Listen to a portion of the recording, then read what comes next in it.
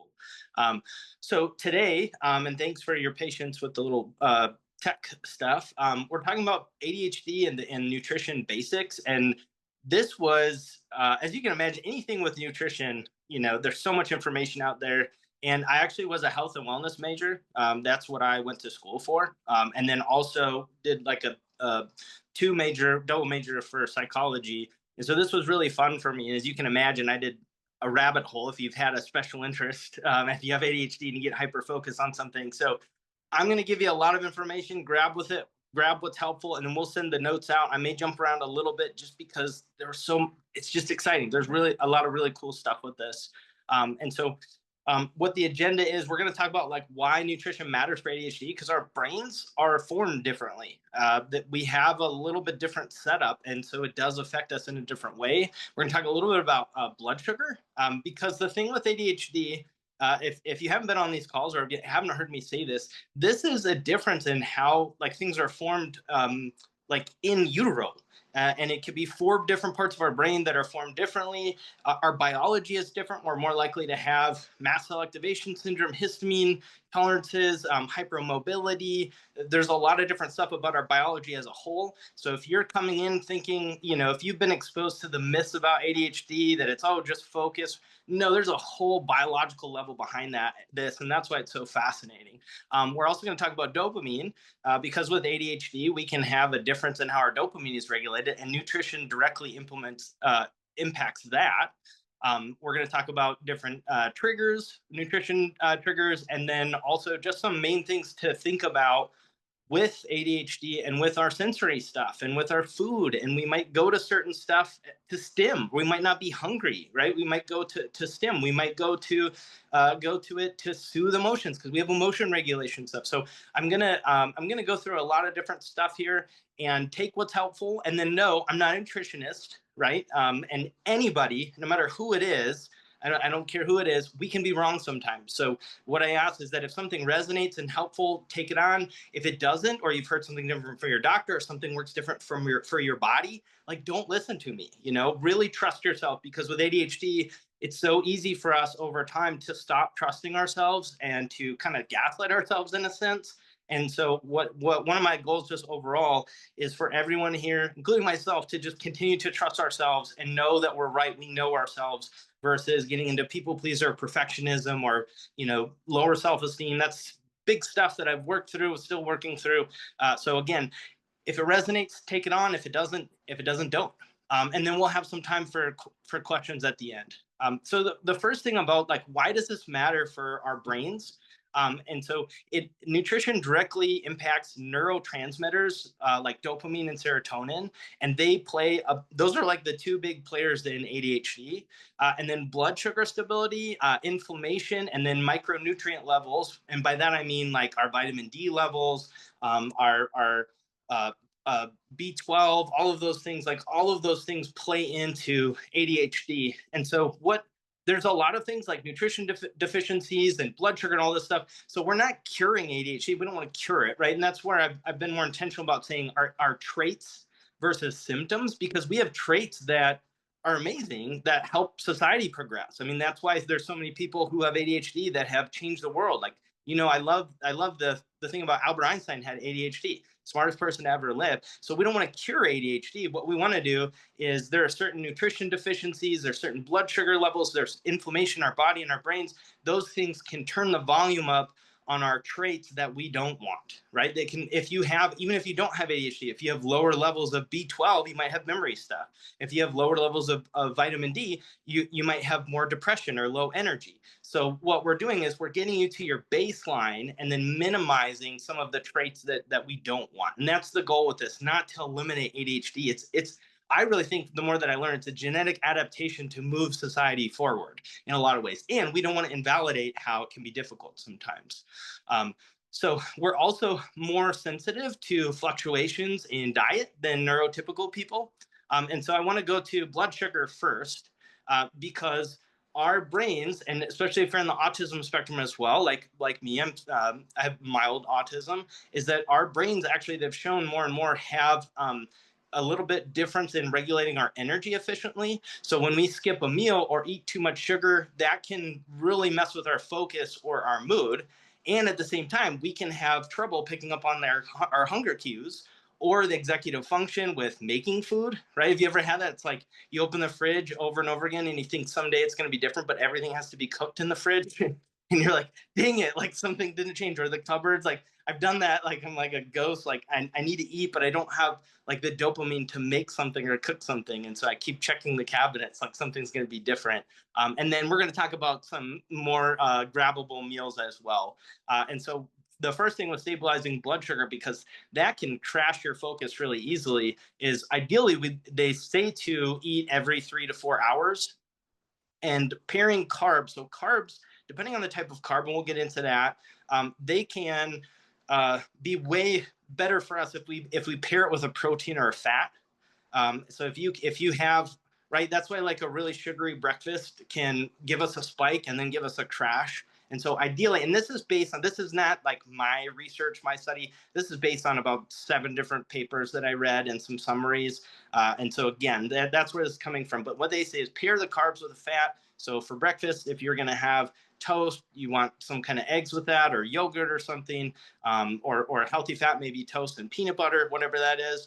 And then protein rich meals are really helpful. So every 3 to 4 hours, this is just stabilizing your blood sugar. Every 3 to 4 hours, pair your carbs with protein or fat, because they can be processed a lot faster. And then avoid those sugary breakfasts and go for more of a protein rich breakfast. And the reason for that is protein is one of the biggest things in dopamine production. So dopamine is that neurotransmitter that regulates our motivation, our reward, our attention, our focus, and so protein is amino acids, right? Like protein is amino acids, so it's directly tied to our dopamine production. And so what they say is aim for 15 to 30 grams of protein per meal.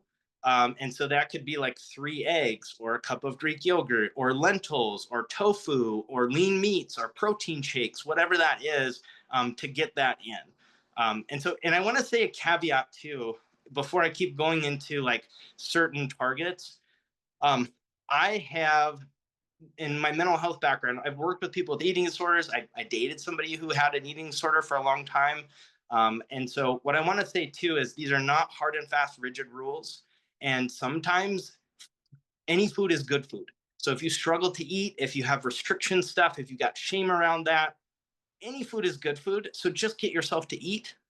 If you know, like if you're feeling like you can't eat, because I've done this before, I've done bodybuilding stuff. I'm not doing it now.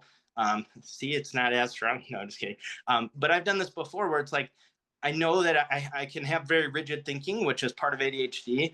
And it's like, I know this is what I need to eat, but I don't have the executive function or the energy to make it.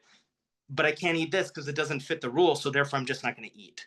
And those are the moments where we crash and it gets worse and worse and worse. So if you're in a moment where, and this is what helped me, if you're in a moment where it feels so rigid and you just can't eat, just go get something. Like it's okay to run by the grocery store and get a granola bar, or like fast food if you haven't eaten all day. So this is not an all or nothing thing. This is like ideal, but you could do ideal 75% of the time, or even 50% of the time. It's going to help you. Not you have to do this or it's not going to work. So that's my caveat, because there's just so much.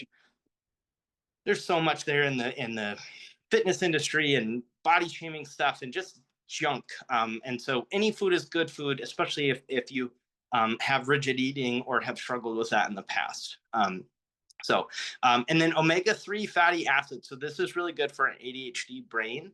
So they've actually done studies that show omega-3s, particularly like EPA, which you'll see that on the bottle. EPA, usually when you get like a fish oil, it's got an EPA and a DHA ratio on there. And so EPA is shown to improve attention and emotional regulation in ADHD. So you could also get that through food like fatty fish, salmon, sardines. Algae oil is a vegan option. Not a lot of people know. I was vegan for a year. So algae oil is a vegan option to get omega-3s, which are harder to get sometimes. And so getting a fish oil supplement, and what the Greenville ADHD Center said, that I work with a lot, is you want like double the EPA to DHA. So if you have 1,000 EPA, you'd want like 500 DHA. If you have like 600 EPA, so you want at least double your EPA to your DHA. We can include the nutritional handout from them again as well on that. So that's ideal, is getting your omega-3s. And then we talked about this a little bit last time, is the micronutrients. So what I mean by this is iron, zinc, magnesium, vitamin D, B12, those things. So if you're when you get your blood work, insurance usually will cover like vitamin D, maybe B12, maybe magnesium, maybe not. So you're going to have to advocate, because there's great things about Western medicine, and then there's some things that are amiss. And there's great things about Eastern medicine. There's some things that might be amiss. So we're very like, if you break a bone, our kind of medicine in the US is great for that. But if preventative, or it's not always preventative as much, depending on your doctor. So advocate, get as much tested as you can for your nutritional levels, because low iron is linked to inattention. Lows, like zinc, modulates dopamine. So if you have low zinc levels, you might not produce as much dopamine, which is really one of the biggest things with ADHD. Because when we have dopamine, that's why for a lot of us, we don't feel motivated until the last minute. Oh my gosh, it's because our brain's giving us dopamine. Okay, so think if you could regulate your dopamine with food, or just know your nutrient levels, how much easier it's going to be for you. So zinc is one. Magnesium, that calms the nervous system. A lot of us have anxiety. Hey, like I got diagnosed with like anxiety. That was the first thing. I was a little kid, and they're like, "Hey, he's got anxiety." I was like, "Hey, depression too. Cool." They didn't catch ADHD until I was in my 20s. So magnesium calms the nervous system. I think we can probably. I mean, anybody here could use a little calming, at least at night, right? Like I wouldn't say no to that. So, and there's different types of magnesium that do that. Like magnesium glycinate, I think is one. You can look it up, but different magnesium has different sources, and some are more able to be digested by the body. So it's not just any magnesium. There's different kinds. And then vitamin D, that regulates mood, cognition. It can protect you from cancer in some cases as well, and your energy level. So if I have low vitamin D levels, which a lot of us do, it's like part of our biology, you can feel more depressed and less energy. And when I got a vitamin D supplement, it just changed a lot. So getting your labs checked is really helpful.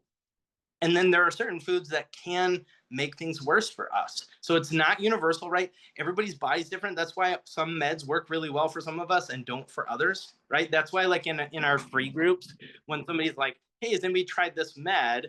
How did it work?" I've been a little careful with that, because one med might be great for somebody and then give me panic attacks. That's happened before.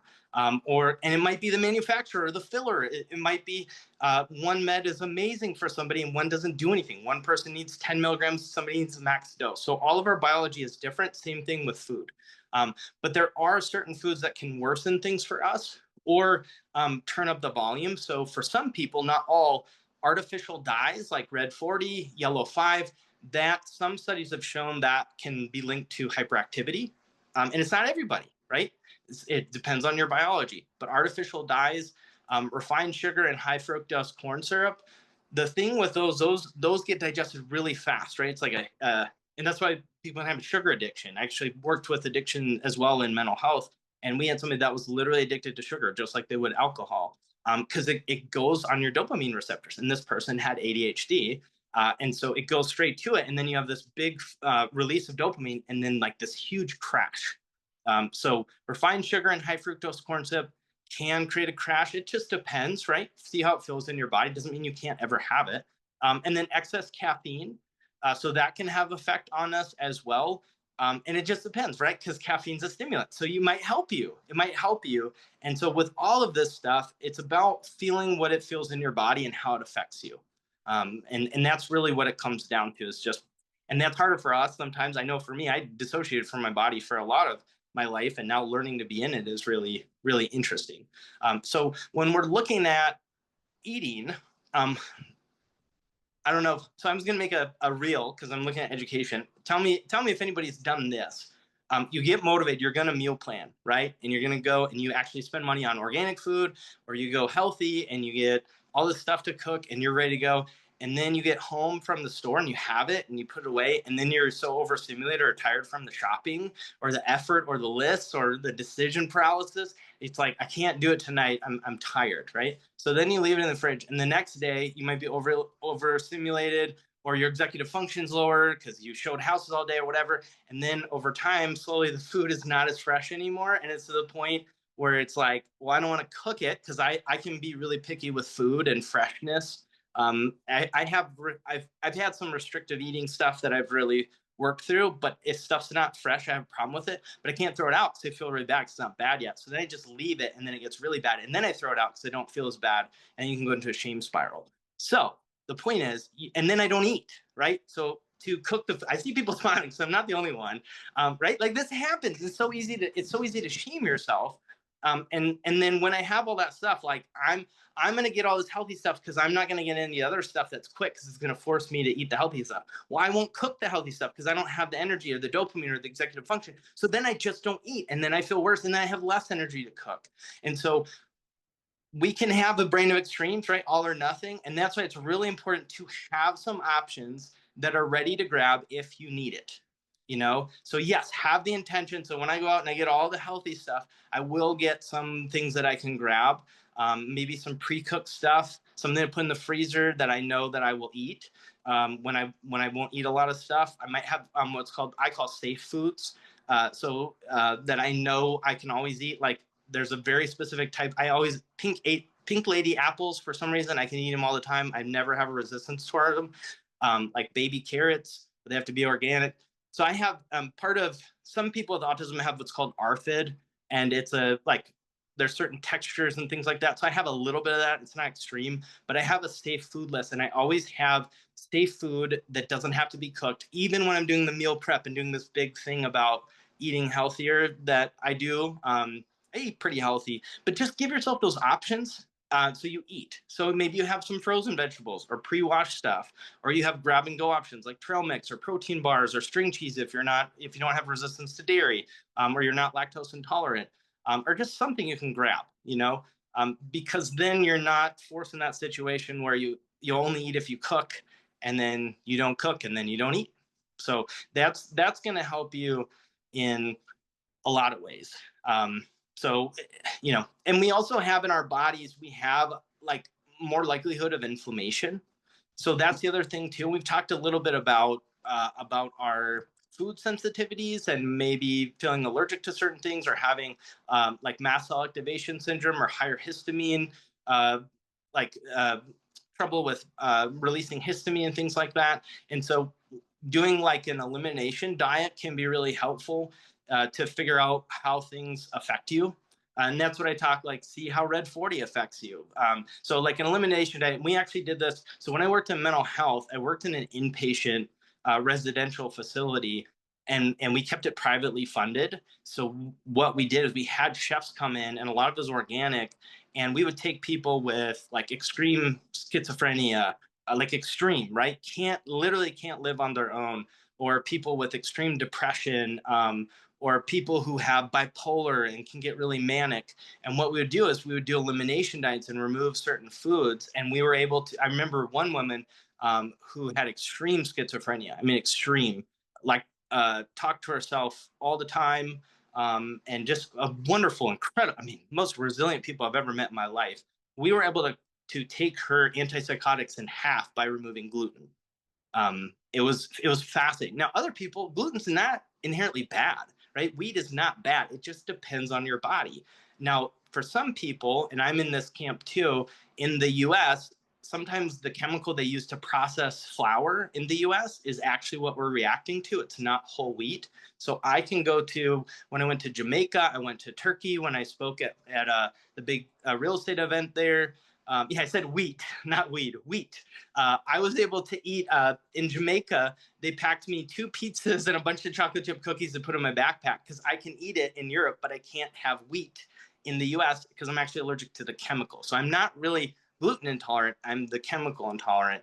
But that's what was making her psychosis worse. She still had schizophrenia, but it was turning the volume up. So that's why, like, so when you just pull out one thing and you see how you feel, it's really helpful. So you may play with that. Some people are allergic to citrus and they don't know. bananas.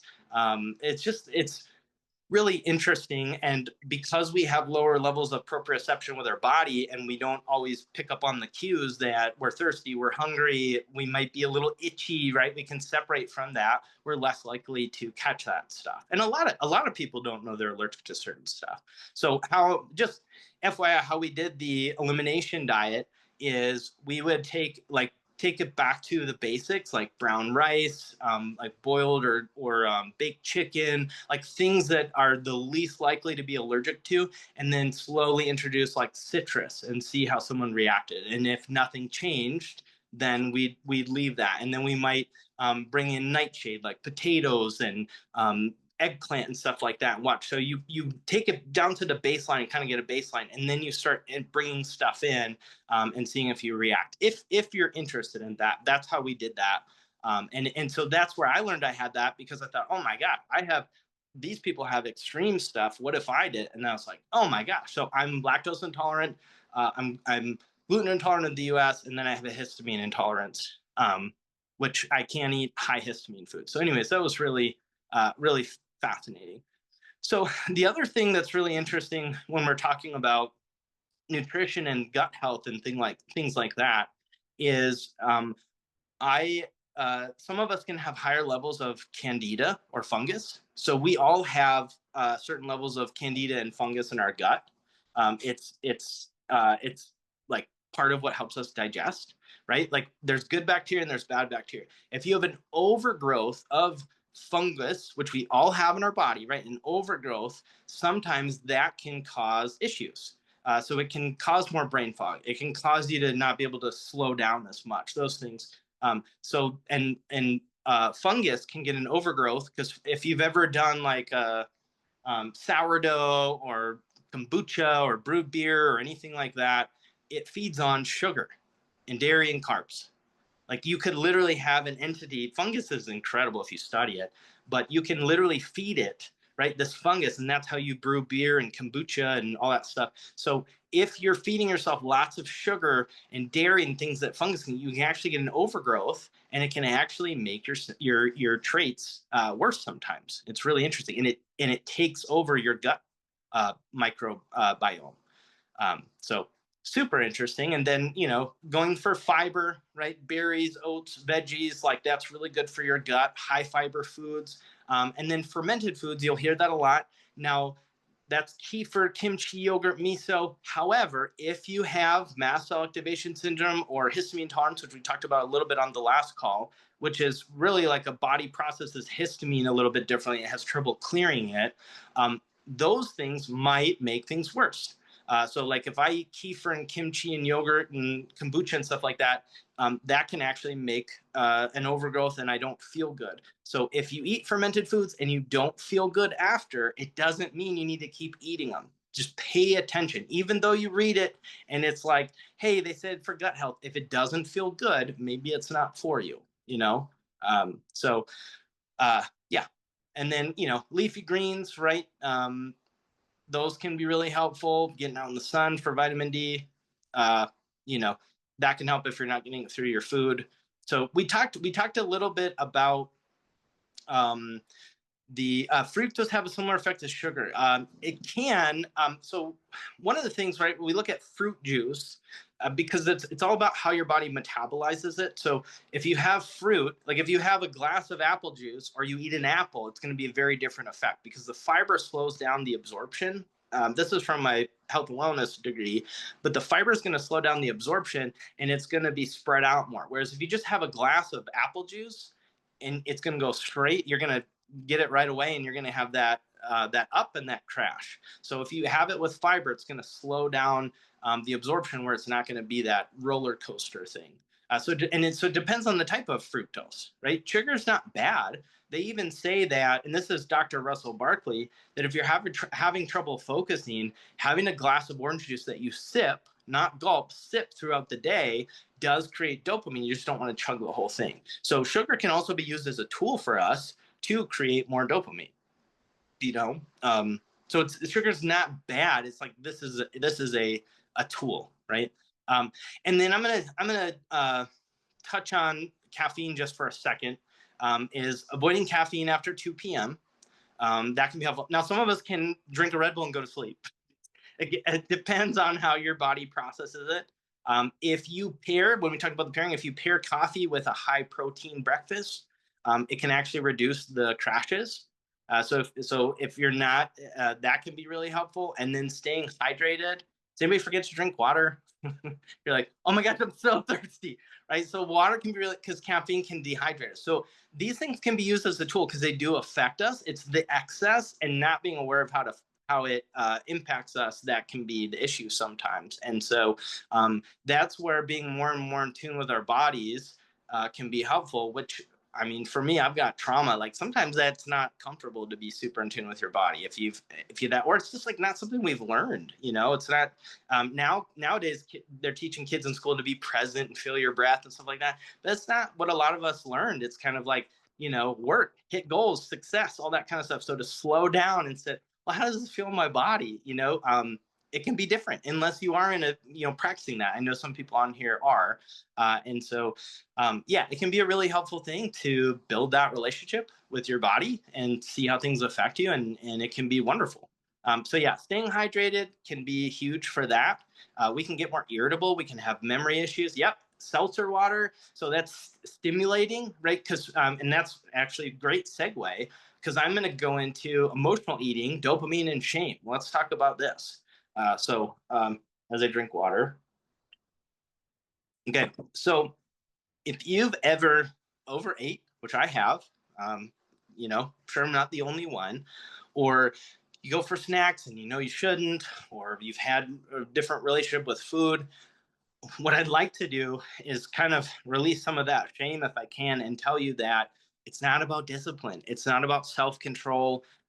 We might be craving dopamine because there's a deficit. So if you've gone to food in the past, and my family's got some food stuff, I've been around it a lot.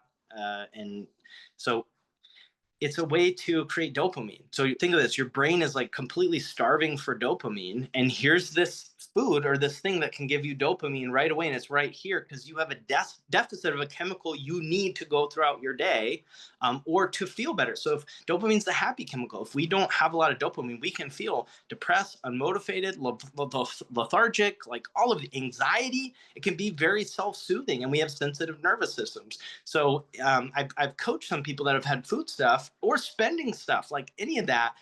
There's a purpose to it, and it's not because you're bad, you're undisciplined, you're whatever. That's not it. You're trying to get your brain's trying to get your needs met. And so sugar, fat, carbs, like they provide a quick hit. If our brain is starving for dopamine, it takes over, it makes us go for it. So emotional eating, night eating, binge patterns are common. Like you're understimulated. Like that's what's going on. It's really, somebody said dopamine thing is so interesting. Like a lot of this is dopamine. This is, if I was to simplify ADHD, it's regulating our dopamine. That's really what a lot of it is. So our brains are also understimulated, right? And when we get too understimulated, it is horrible. When you're understimulated, when it's like I'm so bored, I want to cry, or like that's what understimulated is. People don't understand. It literally hurts. It literally hurts when they're understimulated. And so like that might be just what's going on. And so if what they say helps is like really working to eat enough during the day, because that can happen to us where we don't eat all day, or we forget to eat, or we're running around and we get home and then there's like this huge binge because we're starving and our body's at a deficit. And so that can be one thing. I'll just share mine. I've had some food stuff, and I used to eat because anger was not a thing that I felt comfortable feeling. It just wasn't in my family. So when I get angry, I would eat, and I did it for years and years. I've lost like 50 pounds or so, and it wasn't being more disciplined. It wasn't eating healthy. It was going to therapy and learning how to feel anger. Like that's what it was. And that's, everybody's different. Like some people, they could go to therapy and eat perfect and all this stuff, but our bodies are different. So there's not an ideal body. Everybody is a I'm gonna cry. Like everybody is a good body. Like everybody is a good body, and it's doing amazing. I'm gonna get emotional here. Like it's doing amazing for you. Look what it's done for you. Look where it brings you. Focus on what it does, not what ideal or what comparison or whatever junk is in the media. Like focus on what it does. and how strong it is, and how like every breath we take in, every second that the blood that the heart pumps blood that keeps us alive. Like our bodies are incredible. And so with the eating, and finding, if you are a dopamine seeking eater and you can recognize that, you can replace that with other things, and you can recognize, oh, okay, I'm needing dopamine, so I'm going to put on some music, I'm going to go for a walk, I'm going to look up my special interests, I'm going to go hug my dog or my partner or my friend. And so if it's dopamine, you can actually then find another way to get dopamine that isn't just food, if you're one that goes for emotional eating, or if you're just bored. um, and just coming from curiosity, like, what am I needing right now? What am I needing right now? Am I hungry? And so then you can be able to do that. So here's a way to do meal planning that can be helpful with ADHD. So if you have, like I said, your safe foods, so you might have like 5 to 7 go-to meals that work. Like, if, like, for me, one of mine is one pan, and I put like salmon. Those, you can get salmon that's already cut, right? And you can even get a bag of broccoli that's pre-cut, and then you can get those little mini potatoes, and then you can put them on, just drizzle like olive oil, salt, and pepper, and whatever spices, and put in the oven, and they all cook together. It's super easy. And then so I've got a couple of those like safe meals. Those are like some of my favorite foods. Is you can have, you can use themes like breakfast for dinner, Taco Tuesday, and then, like I said, have those backup foods ready: protein bars, frozen meals, rotisserie chicken is really easy to pick up. You might cook rice one day and do a lot of other ones, at a lot of other um, servings at the same time. You can put some in the freezer. And another thing that's really helpful for us is visual storage.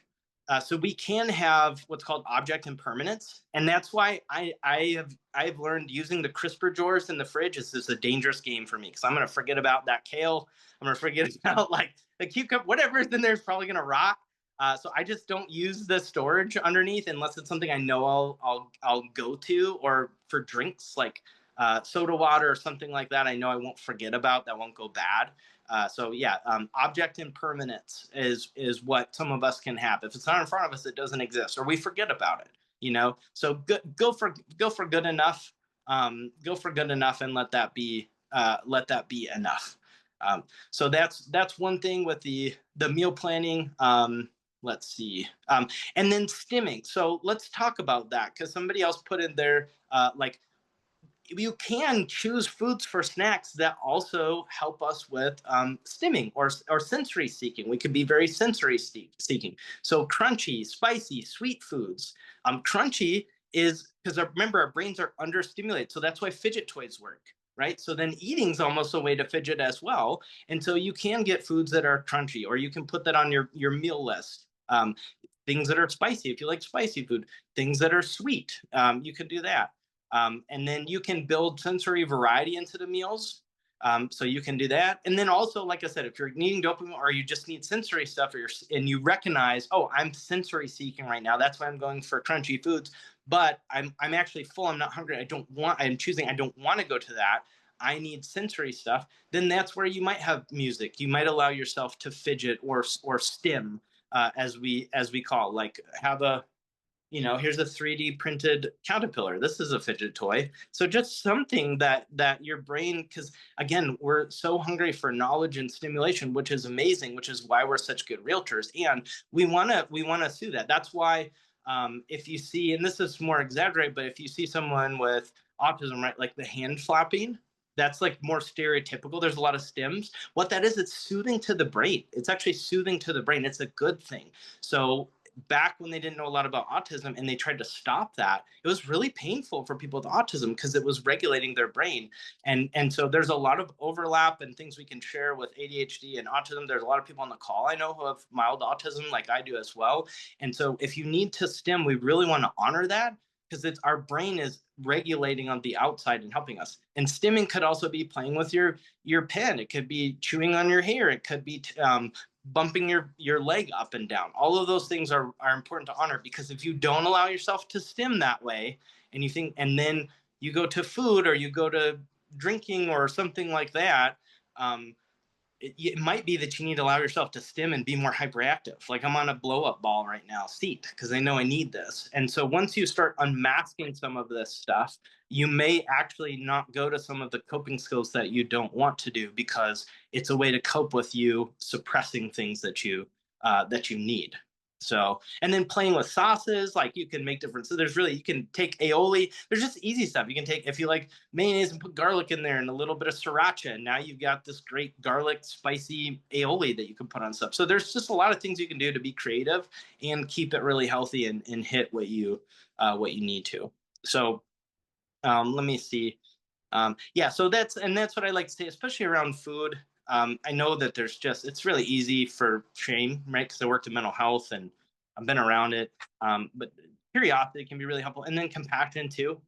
Compassion can be a huge thing, instead of shaming, and then that can be really healing. And then be curious, like if you know that you're not hungry and you're reaching for something, be curious as to, okay, what am I needing right now? Am I needing soothing? Am I needing dopamine? Am I bored? Am I restless? And there's stuff too, like soda water. Stephanie just showed that soda water up there. The bubbles. I love the bubbles. I've got soda water, which is 0 calories.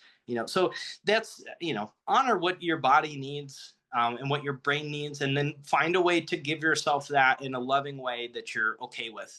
And that's so yeah. So that's kind of the summary. I'm going to open it up for questions here. But just kind of the main thing again, dopamine is the name of the game. That's really what it is. We're regulating dopamine. And if you don't eat, this is a big thing. If you don't eat and you think you're restricting or you're whatever, it can actually affect your chemicals. So if you think you're not eating, that's a good thing. It can actually make you more depressed, and it can make ADHD harder because your brain needs food and nutrients to create dopamine and norepinephrine. So eating is good. It's helpful. So remember that. So yeah, make it easy on yourself. So